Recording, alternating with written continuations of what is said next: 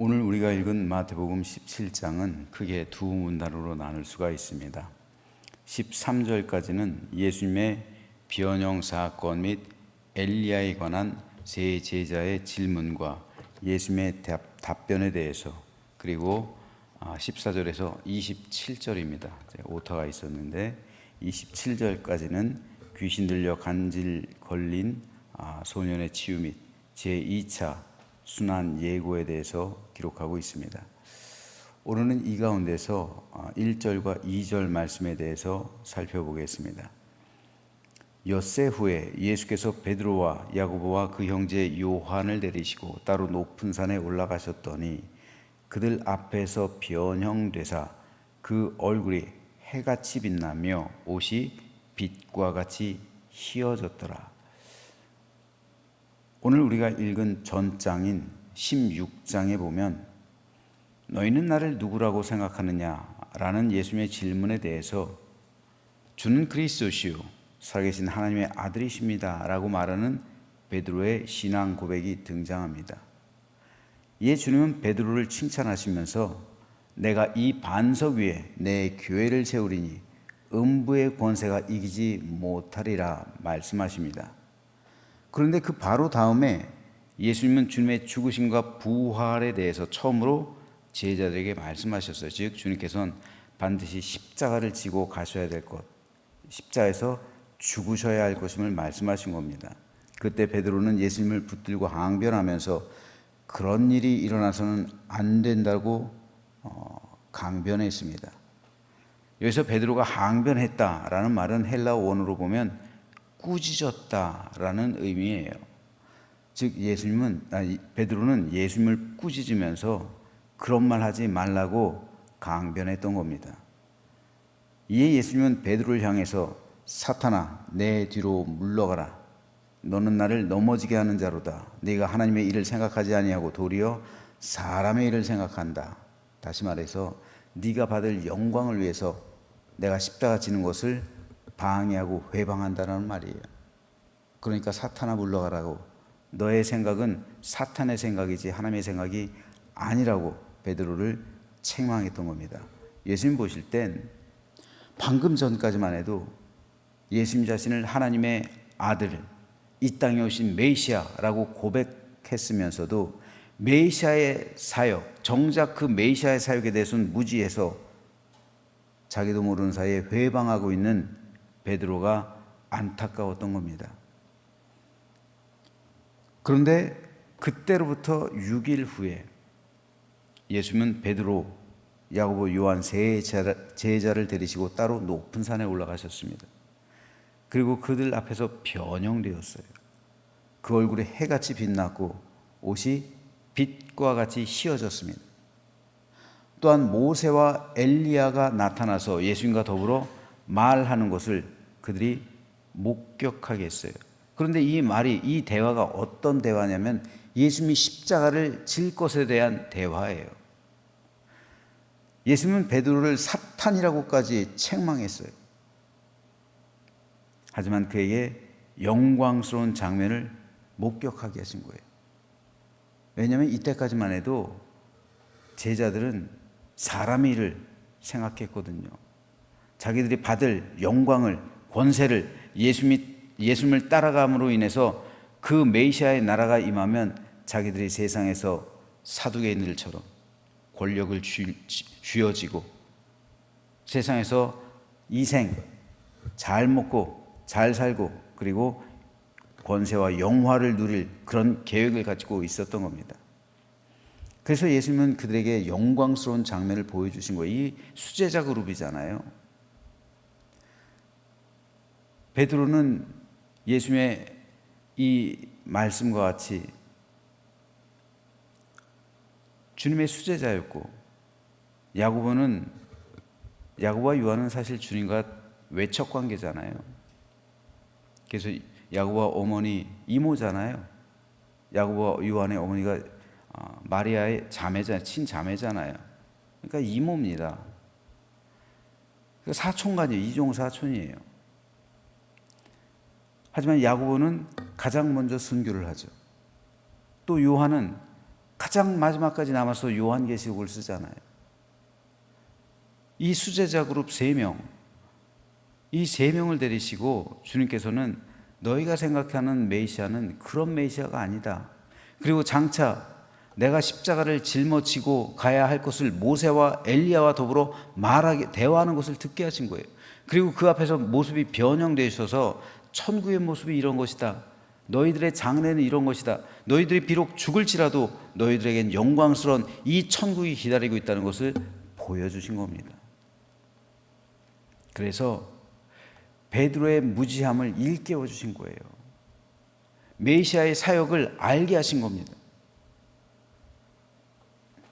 저는 이 말씀을 보면서 베드로는 예수님에게 2번 용서받았구나 라는 사실을 깨닫게 되었어요.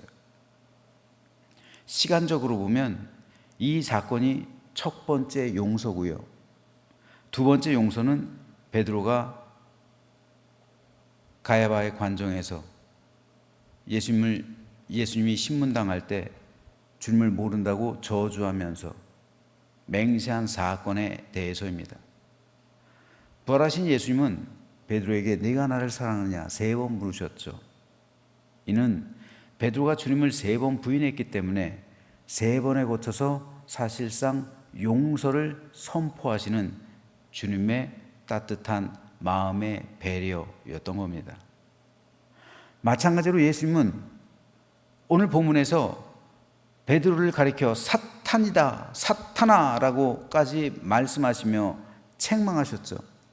하지만 베드로의 무지함을 안타깝게 여기셔서 엿새 후에 그에게 변형된 모습을 보여주신 거예요. 그리고 모세와 엘리야와 더불어 주님의 죽으심에 대해서 대화하는 것을 듣게 하신 겁니다. 이로써 메시아의 사역을 깨닫게 해주신 거예요. 그러므로 베드로는 2번 용서받은 거예요. 사탄으로까지 책망받았지만 주님은 그를 불쌍히 여기셔서 그에게 영광스러운 하나님 나라를 목도하게 해주신 겁니다. 그런데 2번 용서함 받았다는 것은 바꾸어 말하면, 다른 의미로 해석하면요, 2번 기회를 받았다는 거예요. 어떻게 베드로가 예수님을 위해서 십자가에 거꾸로 달려 순교할 수 있었을까요? 예수님의 용서가 베드로를 베드로 되게 하신 거예요. 주님께서 베드로에게 2번의 기회를 주셨기 때문에 베드로는 예수님을 위해 순교할 수 있었던 겁니다. 용서는 다시 한번 기회를 주는 거예요.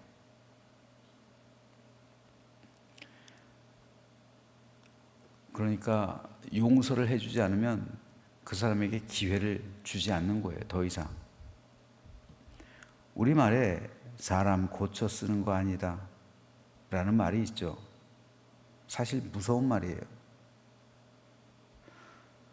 조상들의 지혜가 담긴 말이기 때문에 틀렸다고 할 수 없어요.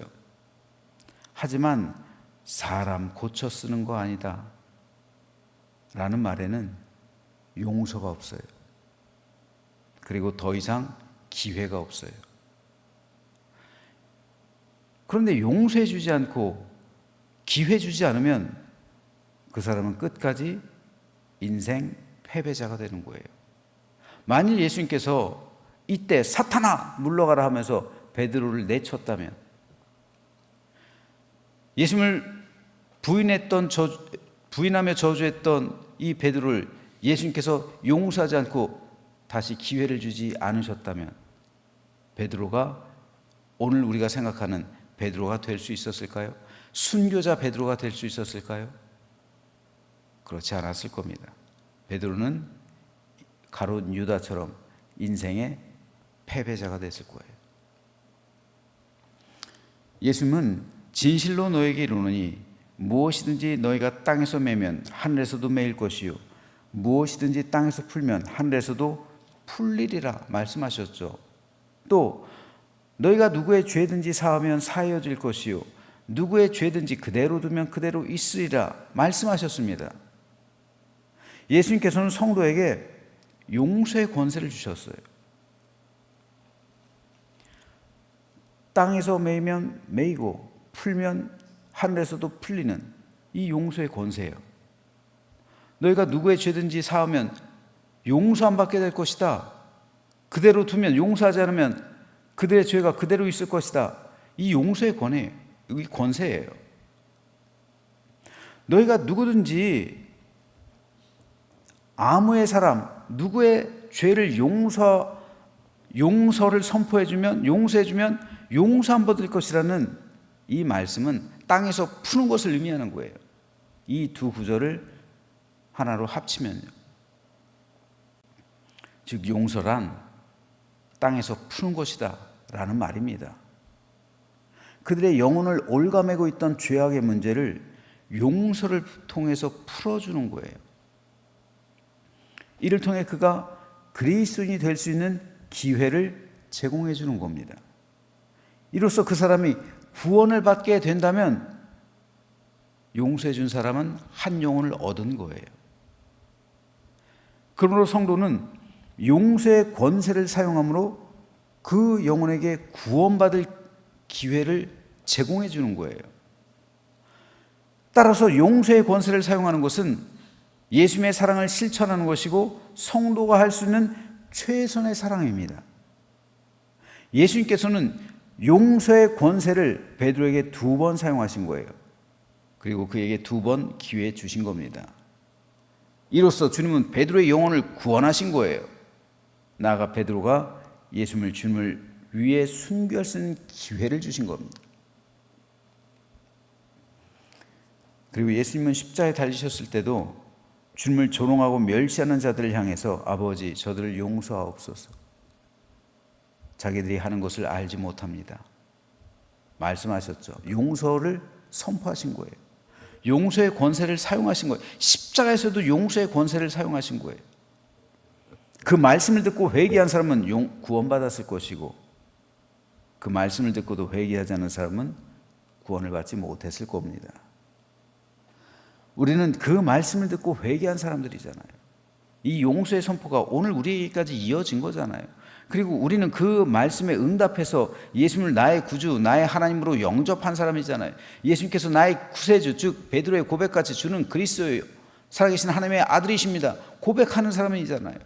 그러므로 구원이 우리에게 임한 겁니다. 예수님의 용서의 선포가 우리를 구원하신 거예요.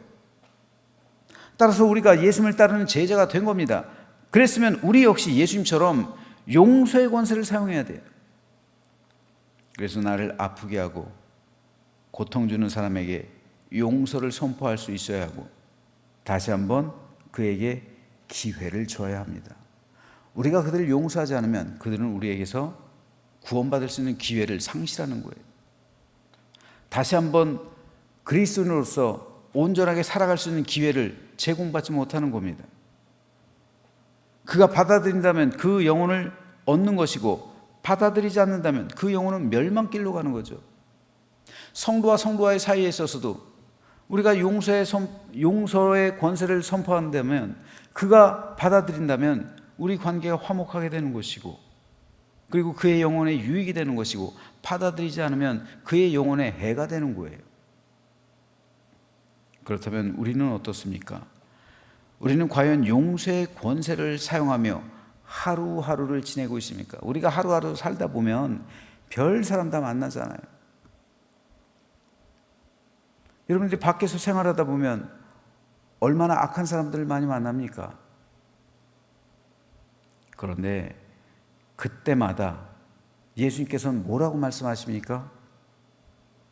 주님은 이렇게 말씀하세요. 그때 베드로가 나와 이르되, 여기서도 베드로가 언급이 되고 있어요. 베드로는 이상하게 용서에 많이 언급이 되고 있어요. 주여, 형제가 내게 죄를 범하면 몇 번이나 용서하여 주리까? 7번까지 하오리까? 예수께서 이르시되 내게 이르노니 7번뿐 아니라 7번을 70번까지도 할지니라. 예수님은 우리에게 주신 용서의 권세를 7번씩 70번이라도 무한대로 사용하라. 너희 마음껏 횟수에 관계없이 그를 용서해 줘라 말씀하신 겁니다. 우리는 잊어서는 안 됩니다.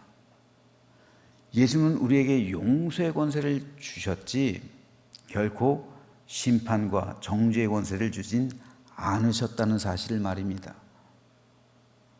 심판과 정죄의 권세는 오직 하나님께만 있어요. 우리는 심판하고 정죄할 수 있는 권위가 없어요. 권세가 없어요. 심지어 천사들도, 그래서 유다서에 보면은 이런 말이 나오잖아요. 천사장 가브리엘도 감히 마귀를 비방하지 않잖아요. 마귀가 잘못했음에도 그 권세를 하나님께 맡기잖아요. 심판과 정죄의 권세는 오직 하나님께만 있어요. 그래서 제가 말씀드리잖아요. 자주 목사에게는 축복권만 있지 정죄권, 저주권 없다고요. 하나님의 백성, 또 이 세상 사람을 저주할 수 있는 권위를 목사에게 제공한 적이 없어요. 하나님께서는. 그건 오직 하나님만 갖고 있는 권세예요. 이거 잘못 사용하면 안 된다고 그랬죠. 마찬가지예요. 성도들도요. 성도에게는 용서의 권세만 있는 거예요. 심판과 정죄의 권세는 주지 않았어요. 그런데 만일 목사가 막 저주권이 있다고 하면서 저주로 위협하면 어떻게 해요? 성도를. 그런 목사, 진실한 목사, 참되고 바른 목자라고 할 수가 있겠습니까? 마찬가지로 성도들이 심판과 정죄의 권세를 마구 사용하게 된다면 그거는 성도가 하나님 자리에 앉는 거예요. 교만한 거예요. 절대로 성도들은 심판과 정죄의 권세를 사용해서는 안 돼요. 이것은 하나님만의 것입니다. 성도에게 주신 것은 용서의 권세예요. 용서의 권세 사용하셔야 돼요. 그런데 성도들이 용서의 권세는 사용하지 않아요. 용서를 선포한다는 땅에서 푸는, 그래서 하늘에서 풀리는 이 용서의 권세를 사용하지 않고 심판과 정죄의 권세, 이거를 사용하려고 하고 있어요. 이건 하나님만의 것인데, 따라서 그곳엔 평화가 있을 수가 없어요. 안식이 없어요. 화목이 없습니다. 사랑이 없어요. 용서가 없으면 기회도 없는 거예요. 기회가 주어지지 않으면 그건 잔인한 겁니다. 거기엔 생명이 없어요. 기쁨이 없어요. 원망만 남아있을 뿐입니다. 그러므로 저는 저희 여러분 모두가 우리에게 주어진 용서의 권세를 온전히 사용하며 살아가기를 소망합니다. 며칠 전에 말씀드렸죠. 우리 그리스도인들은 반드시 예수 그리스도의 이름의 권세를 사용해야 된다고요. 예수 그리스도의 이름의 권세, 이것을 날마다 선포해야 돼요. 그리고 두 번째로 용서의 권세를 사용해야 돼요. 날마다 사용해야 됩니다. 오늘 여러분 세상 한복판에서 치열하게 살아가다 보면 별 사람 다 만날 거예요. 어쩌면 우리 가정 가운데서도 그런 일들이 많이 발생할 수 있어요.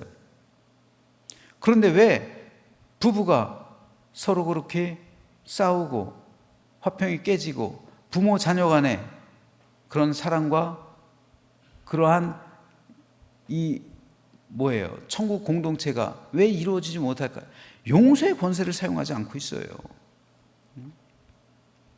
용서의 권세를 사용해야죠.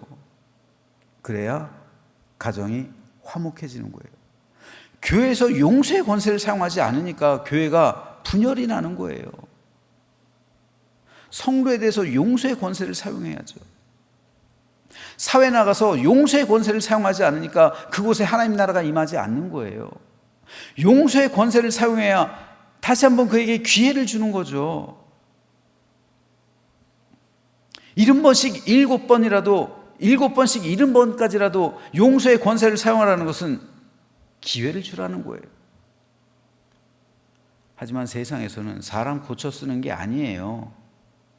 이건 세상 원리예요. 하지만 그리스도인은 사람 고쳐 쓰는 건 아니다 라는 말을 뛰어넘어서 용서의 권세를 사용하라고 주님께서는 요청하시는 겁니다. 그로써 그에게 기회를 주고 나아가서 그의 영혼을 구원하기 위해서 끊임없이 사랑을 실천하라는 거예요. 그러므로 용서의 권세를 사용하는 것은 그리스도인이 할 수 있는 최고의 사랑 실천입니다. 그곳엔 사랑이 있고 화목과 평강이 있어요. 그래서 그곳엔 구원과 생명과 축복과 기쁨과 안식이 있는 겁니다. 저는 저와 여러분의 가정이 그런 가정이 되고 우리 교회가 그런 교회가 되고 여러분이 몸담고 있는 사업과 일터가 그러한 곳이 되길 소망합니다.